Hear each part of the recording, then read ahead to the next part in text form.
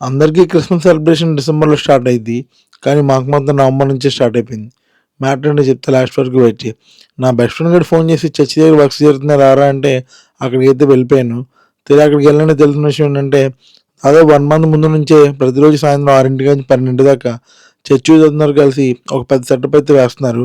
ఇలా ఉన్న ఈ ప్రదేశం మొత్తం ఇంకొన్ని రోజుల్లో పెద్ద క్రిస్మస్ సెలబ్రేషన్ సెట్ అయితే అయిపోద్ది. చాలా అంటే చాలా బాగుంటుంది. మీకు అందరికీ ఆ వీడియో కంపల్సరీ పోస్ట్ చేస్తాను. సో ప్రతిరోజు 6 నుంచి 12 జరిగే ఈ కార్యక్రమంలో చిన్న పెద్ద ఎవరు తేడా లేకుండా చర్చికి సంబంధించిన వాళ్ళు, చుట్టుపక్కల వాళ్ళు, వాళ్ళ ఫ్రెండ్స్, మా ఫ్రెండ్స్ అందరికి తెలిసిన ప్రతి ఒక్కరు, ప్రతి ఫ్యామిలీ మెంబరు, చర్చికి సంబంధించిన వాళ్ళు, చుట్టుపక్కల వాళ్ళు ప్రతి ఒక్కరు వచ్చి ఏదో హెల్ప్ చేస్తూనే ఉంటారు.